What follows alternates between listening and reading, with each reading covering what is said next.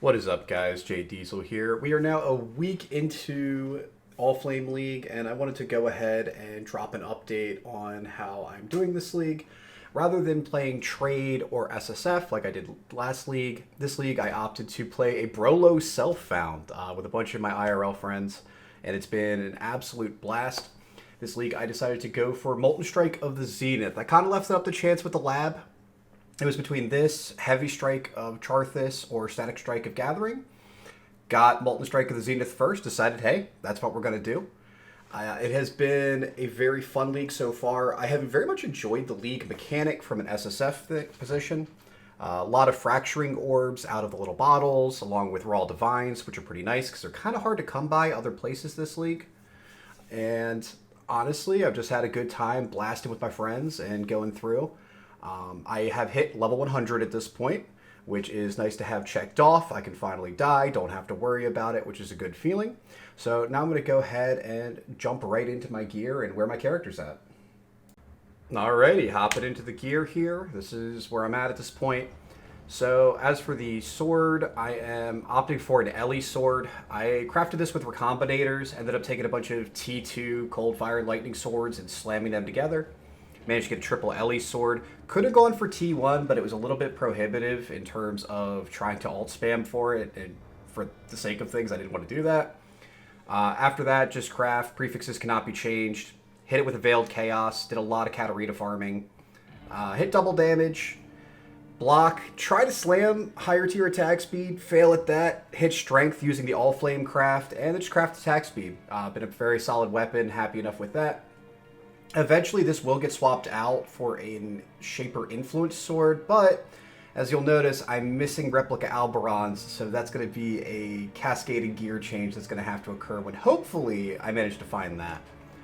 Helmet, we are strength stacking. It's going to be Crown of Eyes. This one hit increased effective shock. I'm still Ellie, so it has a little bit of value to it. The first one I managed to farm was actually using the Div Card Scry. Moved that over to City Square, was able to get the div cards, took a couple days, but eventually got there. Now I'm flush with them, and the plan is to get a bunch of these, double corrupt them, hopefully hit like max life, RMR, resistance, whatever, get a more useful Crown of Eyes. As for the rings, these are both Cogwork rings. I've spent plenty of time in Heist, was able to pull some of these out. So these are just going to be, essence spammed rings that I managed to reforge Chaos. I hit T1 Chaos on this. As for why the life roll, I haven't done Reforged Life to hit something better. I'm actually looking for Warlord's Exalted Orbs. I still don't have them, unfortunately, in order to be able to get Warlord influence on these rings for Defiance, or not for Defiance of Destiny, Bound by Destiny. So that way I can get that. But that's another thing I gotta try to farm out. So both rings are pretty similar here, as you'll see. This one actually has intelligence on it. I do need a large chunk of intelligence somewhere in my build. I ended up putting it on this ring. What I'm going to do later is if I satisfy my intelligence requirements with something like a split personality, maybe on strength and int, then I can go ahead, I can actually use the league mechanic to toggle this intelligence back to strength, which is something that I plan on doing later.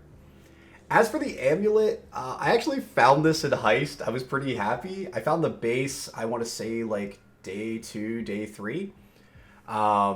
And I just kind of chaos spammed it. I managed to hit T1 strength and all attributes. And so I was like, cool, that's awesome.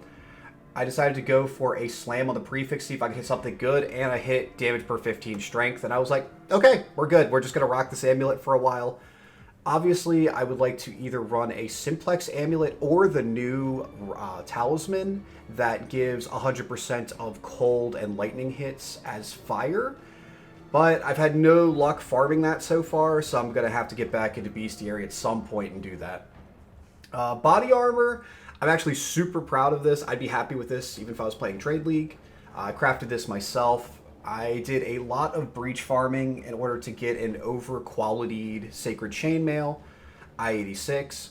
Thankfully, I was able to use the League mechanic to stretch my fracturing orbs, and I was able to fracture the reduced extra damage from crits per endurance charge. Once I did that, it was just, honestly, I spammed 250 raw chaos. I got very, very lucky and eventually hit T1 armor and T1% increased. filled up my suffixes, went for the League mechanic, Allflame Slam, and hit T1 hybrid, and I was obviously over the moon. Then went ahead, just messed with the prefixes. You can just reforge Fizz over and over when you have it fractured like this till you eventually hit 8% PDR, and then just craft attributes at the end. As I need to eventually conflict up my implicits on this, but I don't have a ton of conflict orbs, haven't been farming a ton of Maven because there's not really much else I need from there. At some point I will get around to doing that. As for the gloves, I went ahead and while I was farming Syndicate, I actually dropped a pair of increased attack and cast speed while focused gloves. I've been rocking these for a while now, hit it with some essences, got a T1 res. It also happened to hit T2 max life, and so then I was like, okay, we're just going to take and rock with this. I was pretty happy with that. I need to, once again, conflict up one of the implicits on this. I don't think I want to invest the conflicts on this particular pair of gloves. I'm probably going to get a pair of either Warlock gloves or the Paladin gloves and do it on that, but that's a different story. As for the belt here, I crafted this, got a Stygian out of Abyss, spammed strength essence, or no, I just spammed cold essences and just resist essences in general, so I eventually hit tier 1 strength with an open suffix, at which point you can go suffixes can't be changed and reforge attributes. Now you do have to get Rancors out of the harvest encounter in the top right area of the Atlas, but if you have a hunter influenced belt like this, the only thing you can hit at that point is increased attributes. I hit tier 2 instead of tier 1, so be it. I was able to get myself a tier 3 life roll, ended up slamming on armor, which was fine, and then just crafted Wed since we are still on the Ellie setup here. Finally, my boots. It's probably my weakest piece of gear. Just kind of generic res, chaos res. It's got T1 max life, crafted move speed. I could definitely get better boots than these, but they haven't really been a priority since at any point, if I get replica Alberons, these boots are getting dropped. So I'm not super pressed in terms of like trying to replace these or make better ones at the moment. Maybe I'll get around to doing that. In terms of my flasks, they're all just going to be charges when you're hit by an enemy. We've got regen, armor, curse reduction, and rarity.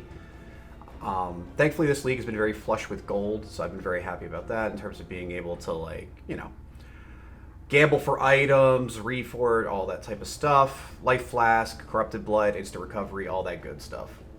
Now let's go ahead and you can also take a look real quick at the skill tree. Alright, let's go ahead and take a quick look at the tree. In terms of ascendancies, we're going to be taking Undeniable, Unstoppable, Unflinching, and Unrelenting. We just want to be really tanky, so we take these for the max endurance charge and endurance charge generation. Unstoppable honestly just says, hey, I'm going to ignore a lot of the nonsense in this game that is annoying and kills you, which is really cool. And Undeniable, we're strength stacking. This is a ton of attack speed and accuracy rating, which is nice, so we don't have to worry about accuracy on any of our gear.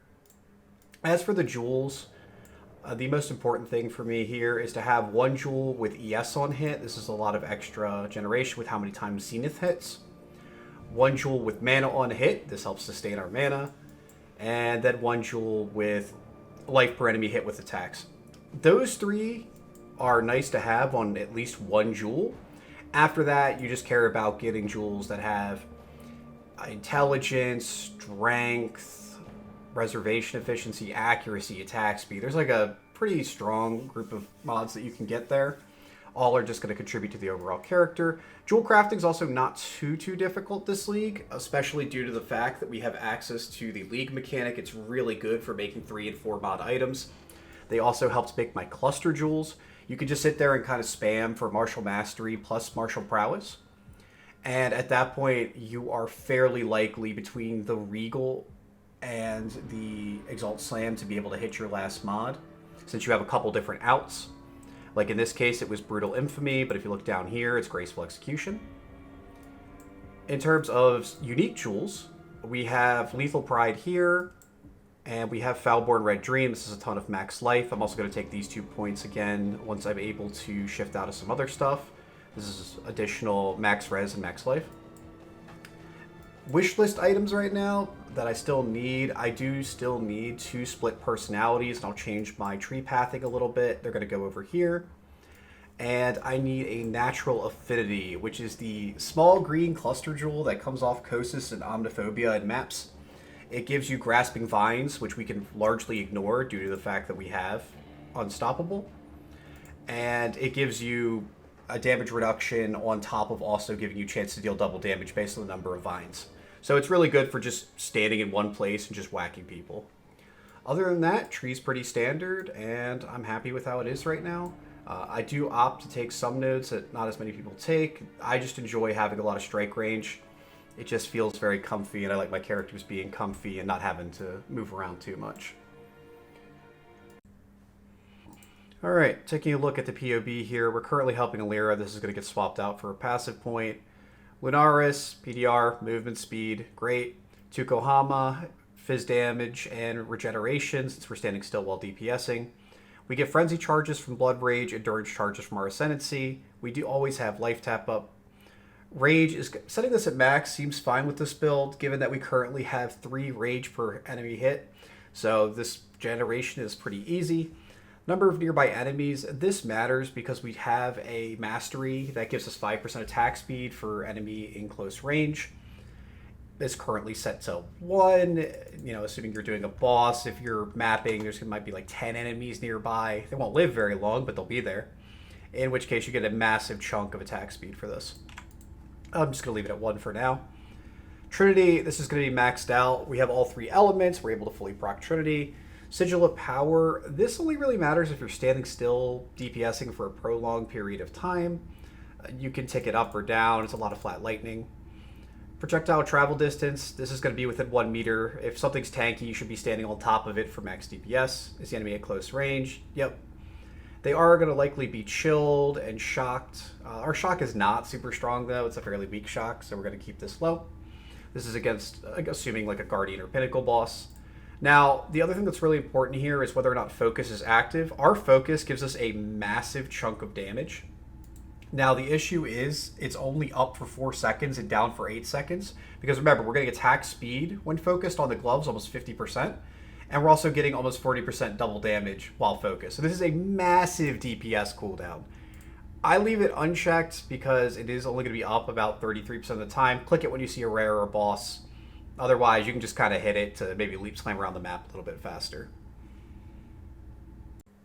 And then briefly, let me touch on the custom mods here. So as you notice, this 75% less damage is here, along with the projectile count of 14. I actually borrowed this from Connor Connorverse. He does a lot of strength stacking builds and mirror tier builds and has a lot more experience with Molten Strike of the Zenith in terms of damage calculation. So I opted to defer to him in terms of the custom modifiers. Now, he doesn't have this 33% less damage. I actually have to add this on. This is due to the fact that I don't have a Nimbus. I actually have a returning projectile support, which means that essentially half of my damage, the ones that are returning, are doing 66% less damage, which ends up being a 33% less damage overall for my total DPS. Even so, we're still doing a respectable, 14.5 million DPS. I'm happy with the character, obviously. Would love to do a lot more than that, but really need to get those replica Alberons to allow me to do some gear swaps to make that happen. Alright, real quick, just taking a look at this character on the defensive side. We have a pretty solid EHP pool. Our max hits are decent, minus our fizz. Our fizz is a little rough right now. It's very heavily being propped up by a Mortal Call over here, where you can see this number jumps up nearly 5 times. We have ES on hit, life on hit, mana on hit. This is kind of how we're recovering all of our resources. We are currently rocking 7 endurance charges. Those 7 endurance charges are giving us a ton of damage reduction physically and elementally. In addition, with the mod on our chest, we're also able to get a ton of crit reduction, which seems extra important this league. I'm not sure if there's something going on with crits, but they seem way more lethal than usual. I'm not 100% sure why. In addition, we also have an armor mastery on the tree, which is giving us another 30% reduction, so we can hit 100% crit reduction. In addition, our reses are capped. We have 85, 84, 83. Note, this is with flasks up. Our flasks are basically always up, so this isn't that big of a deal. Chaos Res is almost capped. I could try to squeeze out a couple more points. It's not the biggest priority right now. Now, these numbers are pretty solid, but if you add in a Mortal Call, obviously these jump up dramatically. Then we're looking at least 100k LE hit, and our Fizz max hit nearly quintuples here. We are going to have a Mortal Call up most of the time. It's 30 quality because we have it in a red socket right now. In addition, we have access to Sigil of Power, so this will be up sometime. This is help giving us some more mitigation if the enemy's inside. And yeah, this is going to be up most of the time. We have a more duration. We have lots of quality on it. Ideally, I would get an enhanced to add into this setup to make sure our uptime is even higher. But yeah, overall, solidly tanky character. All right, last but not least, we can go ahead and take a look at the rest of our skills. Molten Strike of the Zenith, we have Trinity since we're in LE setup. Slower Proj, ton of damage. Endurance Charge is just damage. We have Greater Multi-Strike, can't go wrong with the old woke multi, and returning Proj because we don't have a Nimbus yet. Hope to be able to take this link out. Leap Slam, Fortify, faster attacks. You'll notice this in Lighten here. Just ignore this. I'm leveling it down here because I had a blue socket. I can probably shuffle it around if I really want to. I'm just going to leave it there for now. There's no reason to move it. It doesn't open anything up at level 2. We have a Frost Bomb, cast with damage taken setup with Culling Strike and Blood Rage. This is nice to stop regen, can help with Maven regeneration, along with occasionally you run into rares with Consecrated Ground or whatever. The Culling Strike is a nice little added bonus, and the Blood Rage is just so I don't have to click it. I know I could just click it, but I have the extra link. I might as well put it in a cast with damage taken setup. Finally, in terms of auras, we have Purity of Elements and Arctic Armor, and a Sniper's Mark and Mark on Hit. We are going to go ahead and add in Flesh and Stone for more tankiness. Or I've actually somewhat debated maybe using an Aspect, but I'll have to figure out if I like that idea or not. And that's going to do it for the skill setup here. All right, and that's going to do it. Thank you guys so much for tuning in, and it was fun to get to update you guys with my Brolo self-found progress. I'll be sure to maybe post another update or two as the league kind of drags on here. Hopefully I find those replica Alberons, but we'll see. The heist mines are calling. And yeah, that's going to do it for me. Please have a wonderful day. Be sure to like, comment, subscribe, all that good stuff to, push the YouTube algorithm, and stay safe and stay healthy.